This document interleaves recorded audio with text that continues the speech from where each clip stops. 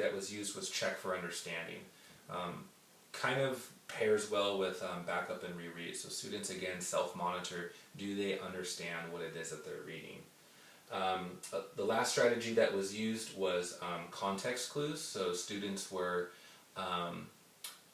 taught how to specifically use context clues, either it be text or pictures within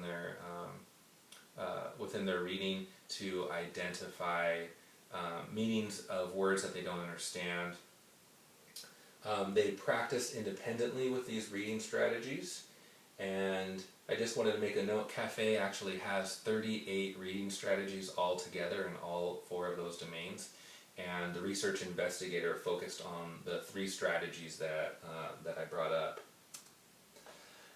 In week 3, groups practiced this reading strategy in small groups with the research investigator.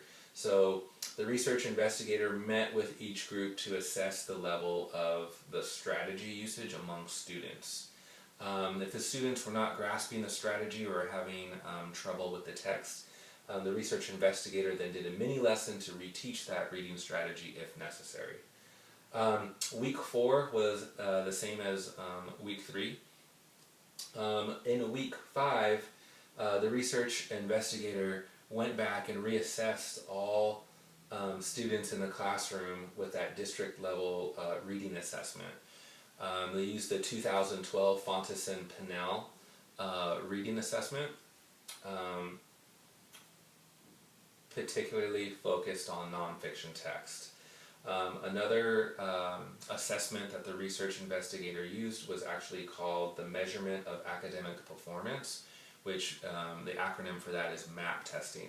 That test is a normed test that is used worldwide, and within that assessment, students were specifically looked at their levels in nonfiction text. As you can see it in week 6 through 8, student assessments were analyzed and the data was triangulated by the research investigator as well as the research investigator's teammates. Some of the data collection methods that were used, both of them I've mentioned already. One of them is the reading proficiency levels, which was done with the Fontes and Pinnell reading assessment. Again, that was focused on nonfiction text only. The other data collection method that we had was the MAP, the measure of academic proficiency. We also had to measure engagement and motivation of students, and by doing that we used a student survey that was done online, and it was all anonymous. So with that survey we had a pre-survey as well as a post-survey.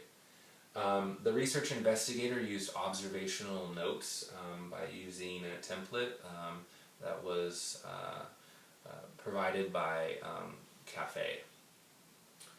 So our plan for increasing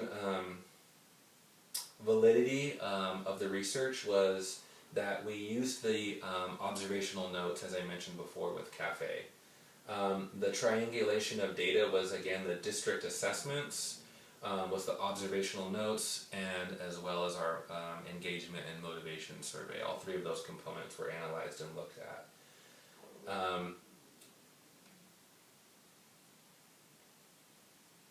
Our focus of the study was to increase in understanding and to actually transform practices within the classroom if we saw that that was necessary. We also wanted to make sure that we were using accurate evidence and that we were making sure that we were getting non-biased results.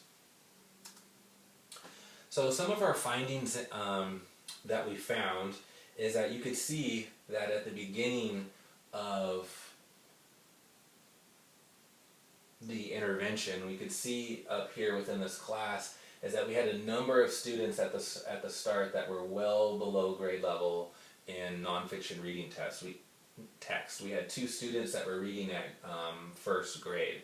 We had 2 students that were reading at grade 3, and these are Fontes and Pinnell reading scores that are here if you see these letters. We had 10 students that were within the grade 4 reading level range. 12 students were at grade 5, and we had one student that was at grade 6, and we had 2 students that were actually performing at grade 7 and above. That was at the beginning of the intervention. Over here, that is broken down into percentages. At the very end of the intervention, you could see that there was a dramatic change. We still had 2 students that were performing here at the first grade level. Those students were resource students, and they actually received all of their instruction with their resource specialists. The 2 students that were reading at grade level, at 3rd grade, actually at the end no longer had any students that were reading at 3rd grade level. At the end of the intervention, 5 students instead of 10 students were reading at the 4th grade level. We still had 12 students that were reading at the 5th grade level, but you could see another big jump came here, is that we had, instead of 1 student reading at 6th grade level, that moved to 7 students reading at that level, and 1 student moved up into reading at the 7th grade level or above. One student at the very, one student here moved during the intervention. That student is not applicable in these percentages that you see here. So this table here is showing you the results of the MAP test. Again, this was specifically on nonfiction reading text. MAP gives results in either a low average, an average, a high average, or a high score in that particular domain. So again, you can look here at the beginning of the intervention. 7 students scored in the low category, 5 students were in the low average, 5 students were in the average, 5 students were in the high average, 7 students were in the high.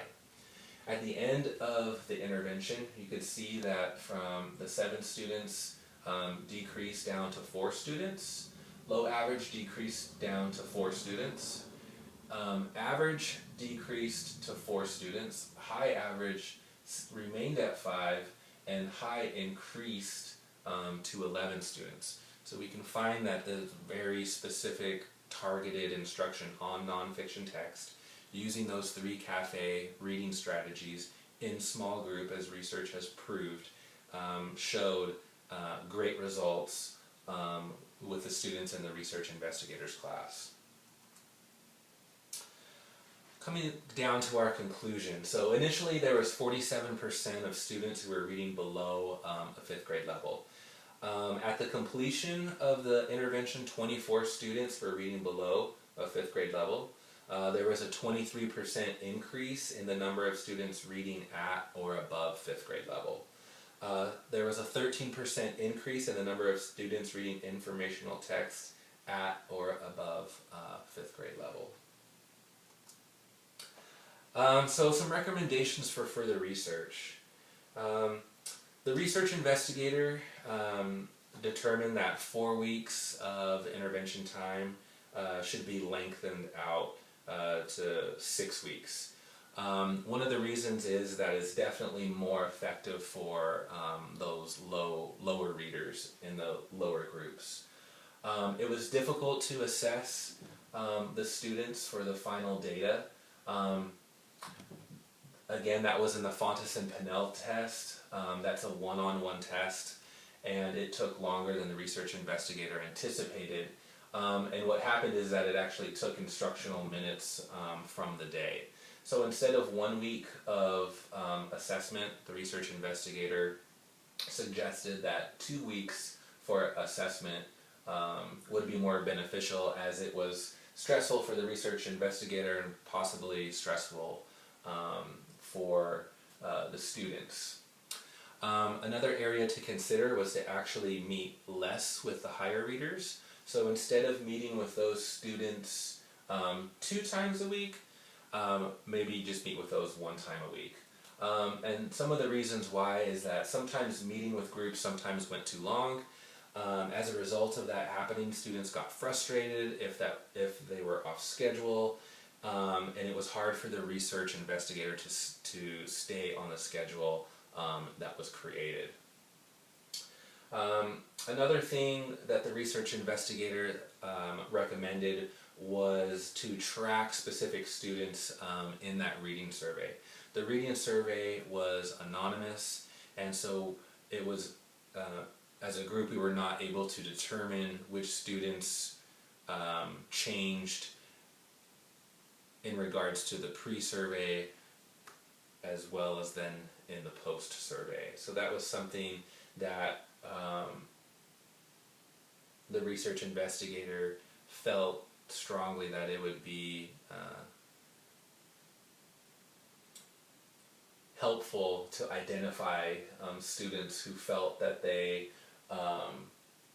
who feel that they are actually bad readers, and so then the research investigator could determine exactly who those students are and work with them and work with strategies on motivating them to read for the future. That concludes this presentation on Daily 5 and cafe reading strategies and their effects on nonfiction text. Thank you very much for your time.